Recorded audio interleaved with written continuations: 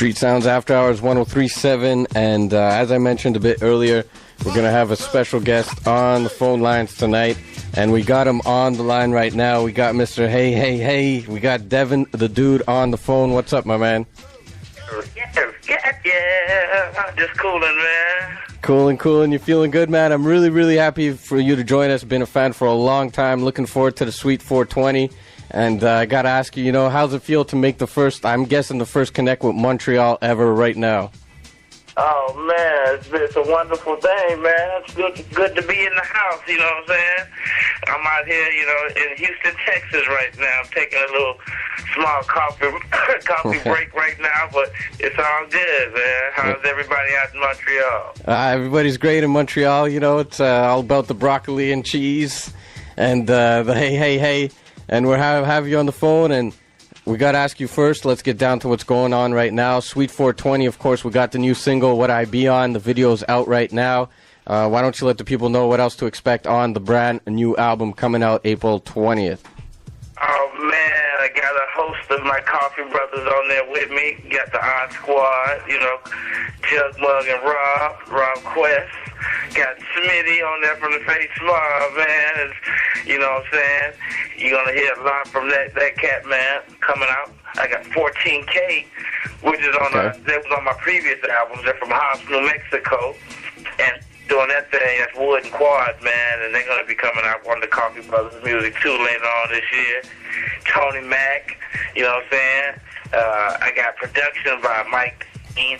My homeboy Mirage and Big Baby, Reggie Kobe produced the What I Be On, man. We had a lot of fun doing that video right there, too. My homeboys Corey and Sid B, you know what I'm saying? Schoolboy, a host of a lot of in-house and Coffee Brothers and stuff, man. People that's been helping me out throughout the years and stuff. Of course, the Odd Squad, the Coffee Brothers. And I got to ask also, since you've only been off Rap A Lot for just a little short period of time, is there a bit of a difference setting up an album? Do you have a bit more freedom, or you're pretty much doing your own thing still? It's pretty much the same, you know what I'm saying? It's not really no difference at all when it comes to, doing the music. Rap A Lot never did, held any boundaries on me or just, interfere with, the creative process or whatever. They always just let me do what I wanted to do, so that's real cool for them, too, to do that, because it was a lot of labels trying to mold the artist or trying to do this and that for the artist and create something that just wasn't, so it was a cool thing. So, and pretty much now, I just, I have the pretty much freedom to choose tracks and just try to be as creative as possible and just, do maybe some out of the ordinary type tracks too sometimes, Yeah, for sure. You're always bringing the out of the ordinary, though, the concept. Of course, I mean, you could take it back all the way to your first album. Just the album cover itself, of course, stood out at the time from any album out there. And I gotta say, is there going to be any other surprises for this album? Any DVDs coming along with it or anything? Well, excuse me. Hey. well, no, not really. Just nothing really crazy like that. Crazy thoughts. That was just the thought. You know what I'm saying? The flip side of love was just because. But I guess so maybe some out of the ordinary stuff. Maybe it would probably be like a old school song I'm using, like a revamped Isaac Brothers track. Some grown folk stuff, more of some R&B type songs. You know what I'm saying? Yeah. We're just tripping with it and just having fun with it and just cooling out. All right. And you mentioned the Kofi Brothers, of course, and of course the Odd Squad. Why don't you let the people know? I mean, you go back a long way back, and I believe even the first dude that put you on, I mean, of course, had his own things going on. Why don't you take it back and let people know exactly how Devin came up in H-Town, too? Oh, man, you know what I'm saying? It's been like this, like 93, man, forming with the Odd Squad, Jug and Rob, back in the day, man, with Rap A Lot.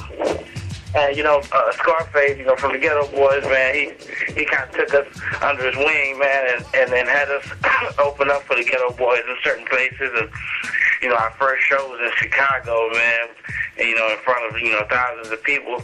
And we were just really, we had a ball, but it was kind of, it was was nervous a little bit too. But yeah, man. Since then, you know what I'm saying, from the '90s, working with Faith, you know, I finally did well, I didn't really want to do a solo album. Actually, I was asked to do a solo album, man, because I was really cool with the group thing. You know, I like the Odd Squad, you know, and you know, the Face Mob, and just just the group thing. It was real cool with me. And but, of course, I did my first solo album in '98. And then you were also on. Of course, my first introduction to you was actually when you did the hook for Hand of the Dead Body, Scarface, and Ice Cube off the Diary album. Right, yeah, man. Yeah, that was a real cool thing to do, man. For Faith, he asked me to come up there to the studio, man, and I was young at the time. I didn't, the song was kind of cool, but I thought it was kind of high-pitched, and I didn't really like the hook, because he just had the words for me. He wanted me to sing it, and I was like, man, okay. It sounds cool, but I don't really like it. He said, well, if you don't like it, that's cool, man. If you don't like it, that's, it's okay. I just got to have something together so I can send it to Ice Cube. And I was like, what? Send it to Ice Cube? Hey, let me try to work on it again. So I just tried to touch it up and try to make it sound as good as possible, because I didn't know Ice Cube was going to be. Yeah. I was like, man, that's some history in the making. I was like, man, I couldn't miss that. Yeah, and there was some history of the making. It was easily one of the strongest cuts off that album. And what kind of introduced you more, let's say, to the mainstream was, of course, you on the Chronic album, Dr. Dre, on the track FU, and I want to say how did that hook up too, because that must have been big for you as well. Yeah, that was huge, man. That was one of the things that kind of kept me going at that time, because I didn't know really what I wanted to do as far as just to continue on with a solo career, or just get more in a production, or just try to do an independent record label or something. I was at the crossroads or something, but when I was asked to do that, for him, man, I felt the appreciation from somebody who I appreciated and respected, man, for many, many years, and it was just overwhelming. So, that kind of helped me, keep going and kept striving to keep going and doing albums,